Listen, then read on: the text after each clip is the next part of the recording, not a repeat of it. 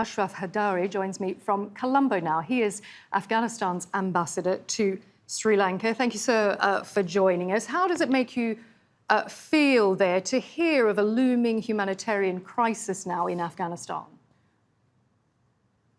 Well, it's very unfortunate that that tragedy has been brought on the Afghan people, foremost by continued interference from our immediate neighborhood. Remember that the violent offensives that took place over the past 3 months, unfortunately, would have been impossible without assistance from regional state actors, where, of course, the Taliban have been based and continue to be supported. So these small gestures of supporting here and there is very much a part of a propaganda campaign to show somehow the humanitarian side of our neighbors. Unfortunately, they could have averted this humanitarian crisis, but not interfering in Afghanistan by not supporting and maintaining the violent offensives and violence that have been taking over the past 3 months before the fall of Kabul.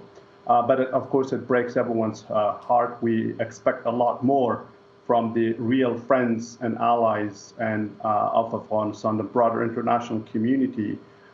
United Nations has been repeatedly launching appeals. One was for $1.3 billion, which until recently wasn't met. We hope that that would be met, as well as the flash appeals that the UN Secretary General has most recently launched, and that he is also going to host the humanitarian conference in Geneva soon, calling upon the international community to expedite the sending of humanitarian aid to over 20 million Afghans across the country, 5 million recently displaced, 500,000 just in Kabul on the streets and the parks of the city.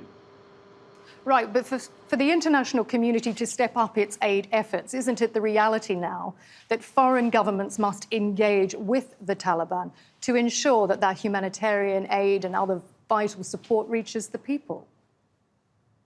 Not necessarily. I think what the Taliban should do is to ensure access. The rest can be directly done through the United Nations agencies such as UNHCR, WFP, World Food Program, UNICEF, and others. They've been on the ground for the past 20 years and even 40 years, and they have worked across Afghanistan. So as long as there is unfettered access, there is really no need to engage with anyone there. So access, both in terms of bringing supplies via air or ground from different borders.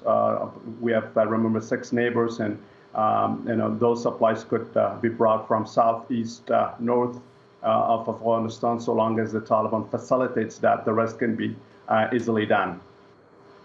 Right. I mean, there would need to be some negotiations then with the Taliban to enable the passage of that aid. The Taliban is also asking for former officials to return to the country. That would include you. Would you return to the country if they asked you?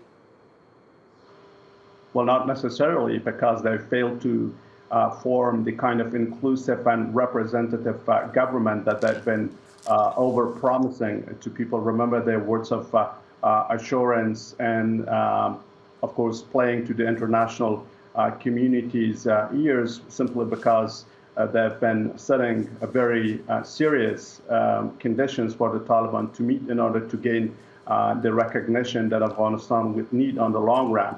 That has not happened, as your reporter just discussed, that the setup that was recently announced as exclusively consists of hardliners, mostly former officials of the Taliban government back in the 1990s, and some recent younger field commanders, some 17 members of which are sanctioned by the United Nations, including the entire leadership of the caretaker cabinet, including one blacklisted by FBI with $10 million as bounty on his head, and absolutely excluding any woman. There is no religious sectarian diversity.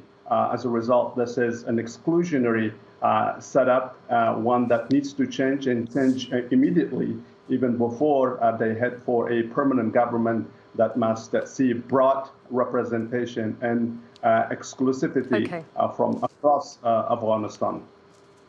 Okay, Ashraf Haidari, the ambassador of Afghanistan to Sri Lanka, joining us live from Colombo. Thank you.